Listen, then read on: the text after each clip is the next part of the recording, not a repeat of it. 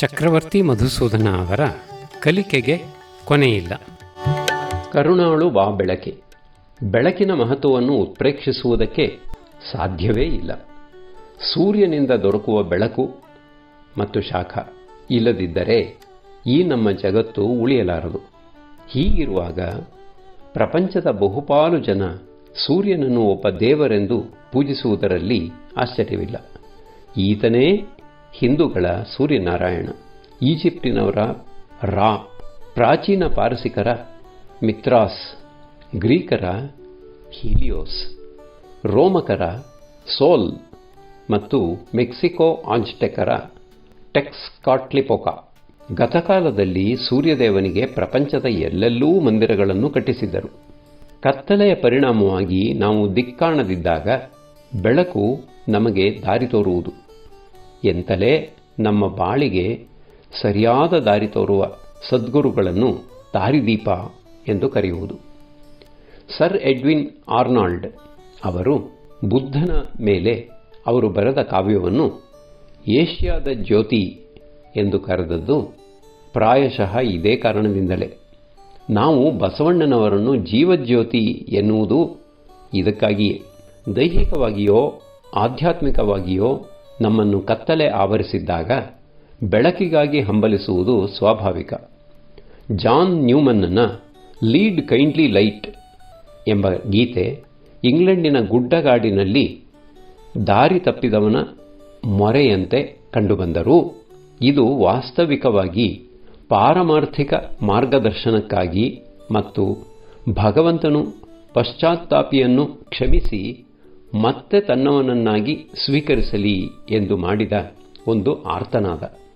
ಈ ಗೀತೆಯನ್ನು ಕರುಣಾಳು ಬಾ ಬೆಳಕೆ ಎಂದು ಶ್ರೀಯವರು ಪ್ರೊಫೆಸರ್ BM ಶ್ರೀಕಂಠಯ್ಯ ಭಾಷಾಂತರಿಸಿದರೆಂದು ಎಲ್ಲ ಕನ್ನಡಿಗರೂ ಬಲ್ಲರು.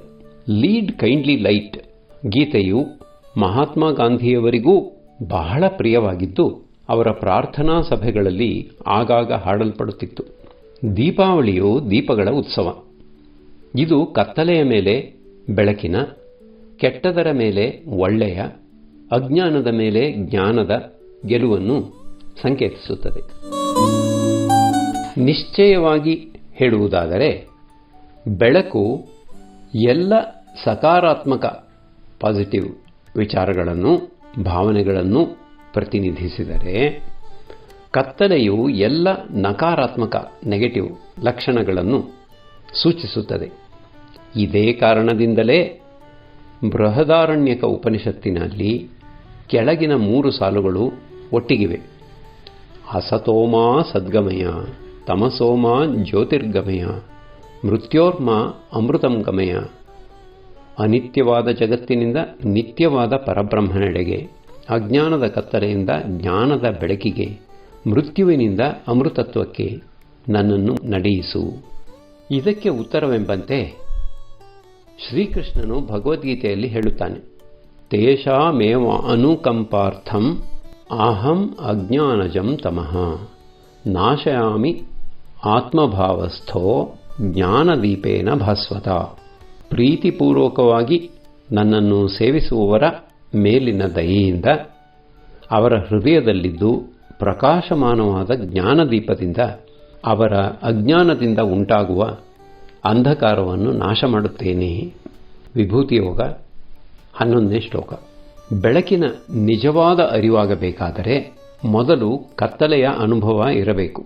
ದುಃಖವನ್ನೇ ನೋಡದವನು ಸಂತೋಷವನ್ನು ಕಾಣಲಾರ ಎಂದು ಖಲೀಲ್ ಗಿಬ್ರಾನ್ ಹೇಳಿಲ್ಲವೇ? ಅರ್ಜುನನು ಮೋಹವೆಂಬ ಅಂಧಕಾರದಲ್ಲಿ ಮುಳುಗಿಲ್ಲದಿದ್ದರೆ ಭಗವದ್ಗೀತೆಯ ಸೃಷ್ಟಿಯೇ ಆಗುತ್ತಿರಲಿಲ್ಲವೇನೋ? ಸಿದ್ಧಾರ್ಥ ಗೌತಮನಿಗೆ ಅಂದು ಕಷ್ಟದ ಈಶತ್ ದೃಷ್ಟಿಯಾಗದಿದ್ದರೆ ಆತನು ತನಗೆ ಬರಲಿದ್ದ ರಾಜ್ಯತ್ಯಾಗ ಮಾಡಿ ಬುದ್ಧನಾಗುತ್ತಿದ್ದನೇ ಎಂಬುದೂ ಯೋಚಿಸಬೇಕಾದ ವಿಷಯ. ಕೊನೆಯದಾಗಿ ನಮ್ಮೆಲ್ಲರಲ್ಲೂ ದಿವ್ಯ ಜ್ಯೋತಿಯ ಅಂಶ ಇದೆ ಎಂಬುದನ್ನು ಮರೆಯಬಾರದು. ಆತ್ಮಾ ಮೇ ಶುದ್ಧ್ಯಂ ತಾಂ ಜ್ಯೋತಿರಹಂ ವಿರಜಾ ವಿಪಾಸ್ಮ ಭೂಯಾಸಂ. ಅಂತರಾತ್ಮಾ ಮೇ ಶುದ್ಧ್ಯಂ ತಾಂ ಜ್ಯೋತಿರಹಂ ವಿರಜಾ ವಿಪಾಸ್ಮ ಭೂಯಾಸಂ. ಪರಮಾತ್ಮಾ ಮೇ ಶುದ್ಧ್ಯಂ ತಾಂ ಜ್ಯೋತಿರಹಂ ವಿರಜಾ ವಿಪಾಸ್ಮಾ ಭೂಯಾಸಂ. ನನ್ನ ದೇಹವೂ ಮನಸ್ಸೂ ಆತ್ಮವೂ ಶುದ್ಧವಾಗಲಿ, ದೋಷ ಪಾಪಗಳು ಕಳೆಯಲಿ, ನಾನು ದಿವ್ಯಜ್ಯೋತಿ ಎಂಬ ಸಾಕ್ಷಾತ್ಕಾರ ಉಂಟಾಗಲಿ.